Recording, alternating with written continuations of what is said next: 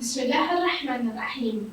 Alhamdulillahi Rabbil Alamin, wa salatu wa salamu ala Sayyidina wa Nabiyyina Muhammad, wa ala ahlihi tayyibin at-tahirin, wa sahbihi al-muntajabin, wa ala jami'i al-anbiya illahi wal mursalin. Me emrin e Allahut të gjithëmshirshmit mëshirshëm. Falënderimet dhe të sinqerta janë vetëm për Allahun e madhëruar.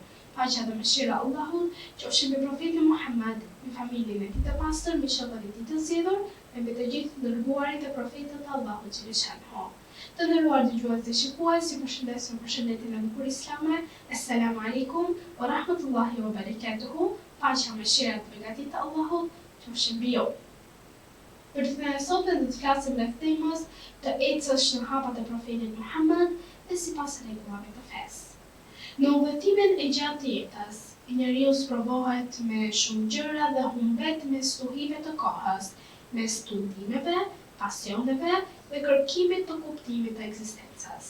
Dhe këto udhëtim të pasigurt, njerëzimi gjithmonë ka pasur nevojë për një dritë që ta udhëzojë, që t'i ndriçojë rrugën e errësirë dhe t'i jap asaj të vërtetën aty ku duhet. Të jetë një shembull i gjallë që t'i mësojë se si të jetojë me nder, me dashuri dhe me drejtësi absolute. Kjo dritë e amshuar është profeti Muhammad sallallahu alaihi wasallam, i cili u dërguar nga ana e Allahut si mëshirë për të gjitha botat. Ai nuk ishte vetëm një mësues i fjalës, por një model i përsosur i veprës dhe moralit hyjnor. Në çdo hap të tij gjejmë urtësi, në çdo buzëqeshje të tij gjejmë mëshirën, dhe në çdo vendim të tij shohim drejtësinë e Zotit që zbret në tokë përmes njeriu të tij më të dashur, përmes profetit Muhammad sallallahu alaihi wasallam. Të ecësh në hapat e profetit do të thotë të ndjekësh rrugën e dritës, të mbash gjallë në zemër dashurinë për të vërtetën dhe për Zotin e gjithësisë, e të ndërtosh jetën mbi themelet e moralit dhe porosirisë. Ndërsa rregullat e fesë janë si shtyllat që e mbajnë njeriu të fortë përballë errërave, të mëkateve dhe të padrejtësive. Ato janë udhëzimet hyjnore që e çojnë shpirtin drejt qetësisë dhe e bëjnë njeriu të qëndrojë në rrugën e drejtë pavarësisht vështirësive. Kush ecën në hapat e profetit dhe në rregullat e fesë, ecën në rrugën e mëshirës dhe atë të shpëtimit.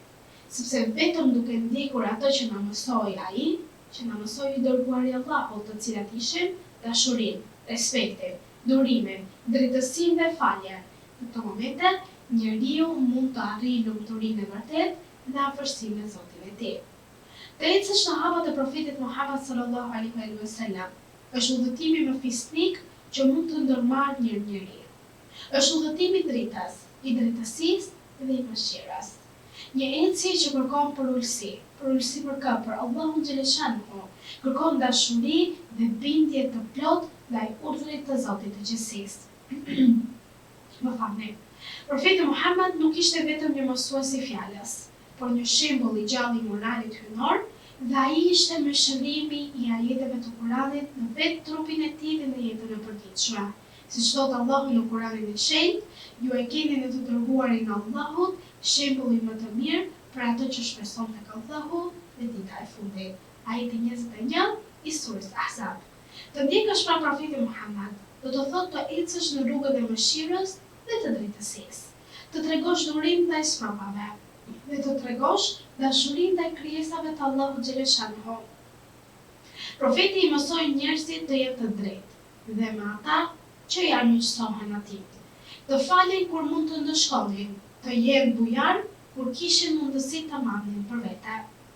Imam Aliu paqja qoftë mbi të ka thënë kështu: ndiqja profetin Muhammad, sepse ai është udhëheqësi më i mirë për shpëtimin tënd. Pra rregullat e fesë janë udhërofyesit që mbrojnë shpirtin nga humbja. Dhe këto rregulla kanë zbritur pikërisht nëpërmjet të dërguarit Allahut për njerëzit. Ato nuk janë kufizime, por janë dritë që ndriçojnë rrugën e jetës së njeriut. Kurani thotë, kjo është rruga ime e drejtë.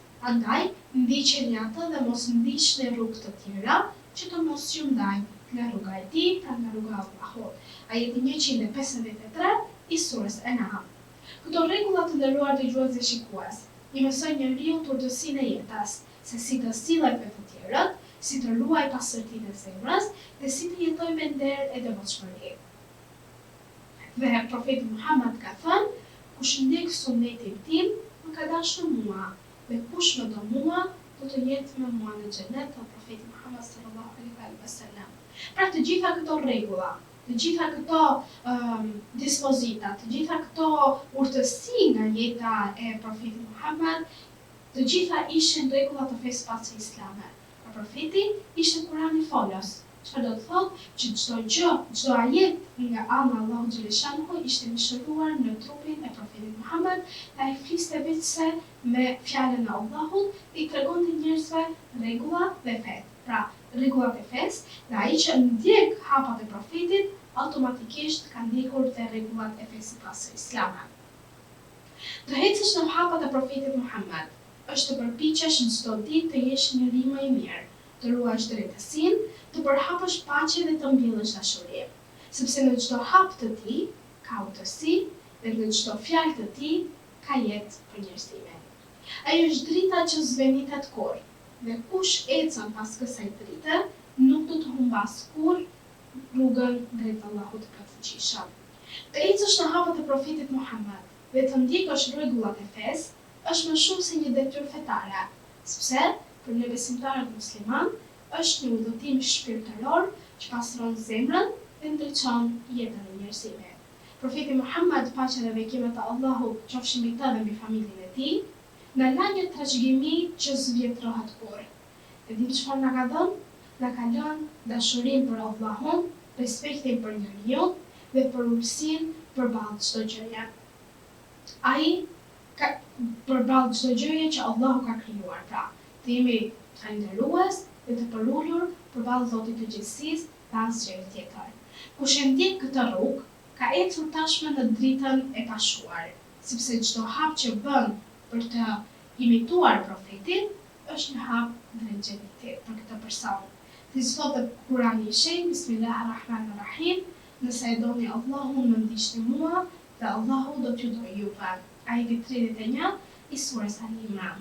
Dhe ky është premtimi më i bukur për çdo zemër besimtare ose besimtar që ecën me dritën e fesë dhe me dashurinë për të dërguarin e Allahut. Në këto momente të nderuar dëgjues dhe shikues, ju përshëndes me përshëndetjen e bukur islame. Assalamu alaikum wa rahmatullahi wa barakatuhu. Paqja, mëshira dhe begatit e Allahut qofshin mbi ju.